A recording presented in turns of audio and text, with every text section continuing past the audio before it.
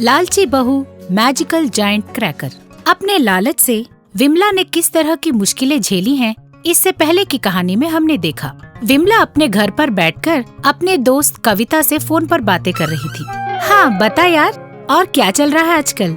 अरे क्या होगा यार, उठना, खाना, पीना, फिर सोना, फिर उठना, खाना, बस यही तो। और कुछ बचा ही नहीं जिंदगी में, ना कोई मूवी, ना कहीं घूमने जाना। लाइफ बिल्कुल बोर मार रहा है। उस बोर में ना एक मोटर लगा ले, कम से कम पानी आएगा। जोक था क्या? बहुत ही भद्दा था, बिल्कुल हंसी नहीं आई। हंसी नहीं आई तो मत हंस, मैं थोड़ी ना तुझे हंसने के लिए बोल रही हूँ। चल फोन रख। अरे रुक जा, मुझे हंसी नहीं आई तो तू फोन रख देगी क्या? चल हंसती हूँ। अरे बस कर, मुझे पता होता कि तू ऐसे हंसने वाली है तो मैं कभी जोक नहीं मारती। अच्छा ठीक है, दशहरा तो चला गया, अब दिवाली आने वाली है, कैसे सेलिब्रेट करें? अरे हाँ, दिवाली आने वाली है ना, मैं तो भूल ही गई। इस बार दिवाली धूमधाम से मनानी होगी। हमेशा कोई न कोई अड़चन आ जाती है, इस बार ऐसे नहीं होने दूंगी। तो क्या करेगी यार? कुछ न कुछ तो जरूर करूँगी। चल तू फोन रख। ऐसा बोलकर वो फोन रख देती है। दिवाली का मतलब ही होता है सेलिब्रेशंस करना। मुझे पहले जाकर जरूरत की सारी चीजें खरीद कर लानी होंगी। इस तरह सोचकर वो वहाँ से बाहर निकल जाती है और एक पटाखों की दुकान पर जाकर, अरे भैया ये पटाखे कैसे दिए? पैसों के दे रहा हूँ। अच्छा, मैंने सोचा पत्तों के बदले दोगे। एक पटाखा कितने का है? बहुत कम है बहन जी, सिर्फ 10 रुपए। अच्छा तो 100 पटाखे दे दो।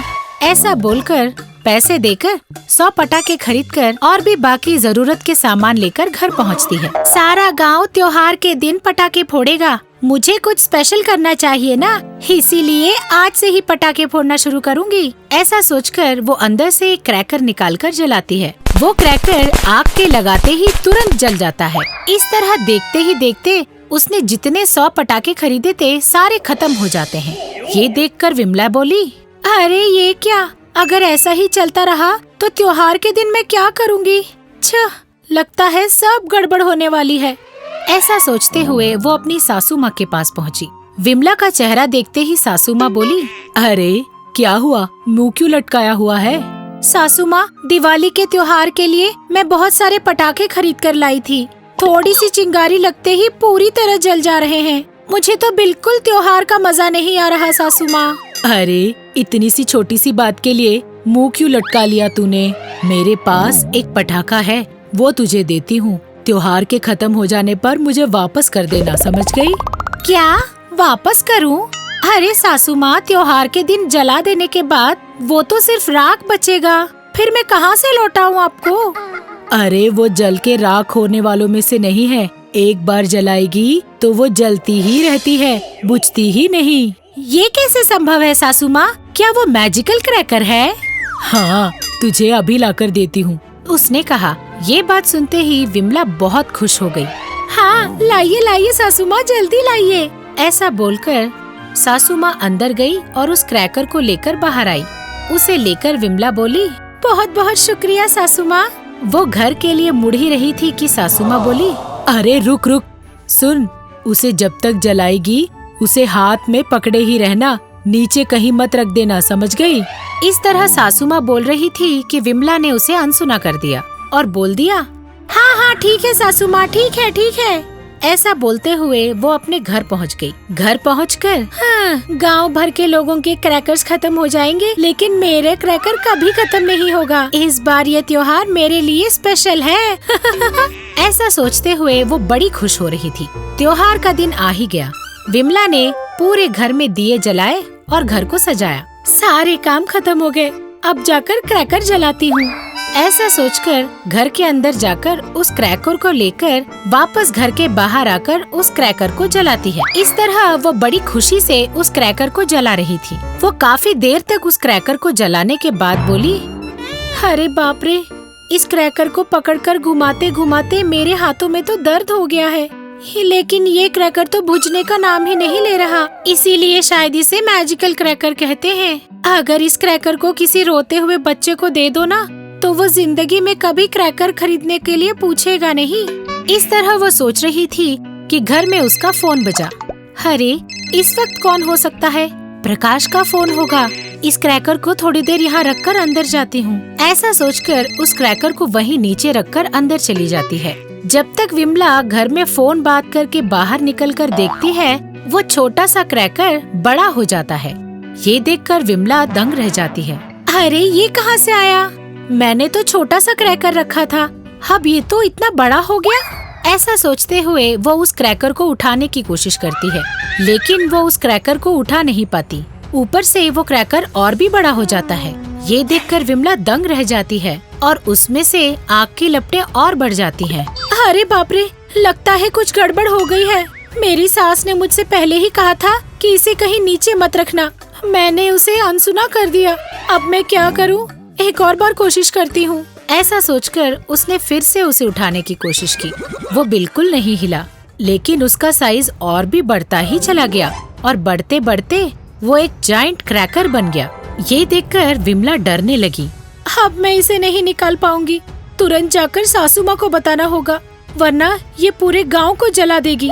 इस तरह सोचते हुए वो बाहर निकलने के लिए रास्ते की तरफ देखती है। थोड़ी ही दूर पर उसकी सास वहाँ खड़ी दिखाई देती है। सास को देखकर विमला वहीं रुक जाती है। हाँ, वही आ रही है। अगर इसने ये सब कुछ देख लिया तो मुझे खूब गालियाँ देगी। इस तरह सोच रही थी कि सासू माँ आकर बोली, कर दिया ना गड़बड़। मुझे पता था कि तू जरूर गड़बड़ करेगी। जिंदगी में कभी तूने ढंग का काम किया भी है? चल दूर हट, वरना ये क्रैकर पूरे गांव को जला देगी।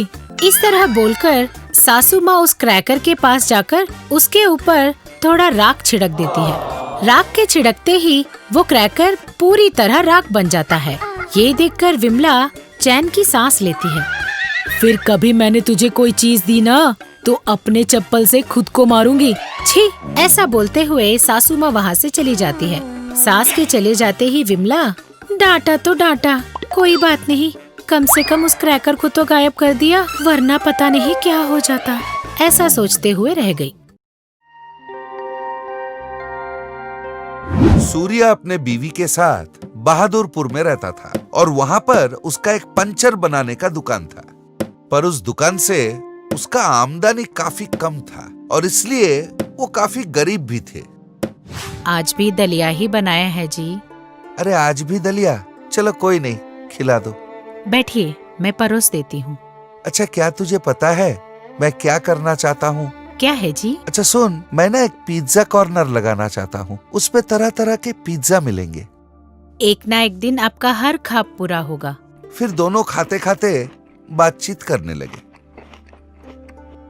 भगवान तुम्हारा भला करेगा, कुछ खाने को हो तो दो ना बेटा। हमारे पास तो खुद के खाने के लिए ही कुछ नहीं बचा, अब उन्हें क्या खिलाएंगे? अच्छा सुनो ना, जो भी है तीनों मिलकर मिल बांट के खा लेंगे। तो फिर ठीक है, ये लीजिए, ये जाकर उस स्वामी जी को दे आइए। ये कहकर उसने एक कटोरी में दलिया डाली और सूर्या को दे दिया। स्वामी जी ये लीजिए, जो बचा था वही दे पा रहा हूँ आपको। कोई बात नहीं बेटा, भगवान तुम्हारा भला करेगा। दूसरे दिन जब सूर्या नींद से जागा, उसे अपने आंगन में कुछ पड़ा हुआ दिखा। अरे ओ सुजाता, जरा इधर तो आ, देख तो ये क्या है इधर आंगन में। देखने में तो ये पिज्जा ओवन लगता है। हाँ, पर आसपास तो कोई है नहीं। खैर जो भी हो, चल अंदर ले चलते हैं। लगता है भगवान ने हमारी सुन ली और इसे हमारे लिए भेज दिया। पर इसमें पिज्जा कैसे बनाए? हमारे पास पिज्जा बनाने का सामान भी नहीं है। अरे तू रहने दे, मुझे तो चीज पिज्जा खाने का बहुत मन कर रहा है। मुझे भी चिकन पिज्जा खाने का बड़ा मन कर रहा है। इस तरह दोनों अपने मनचाहे पिज्जाओं के बारे में बात कर रहे थे।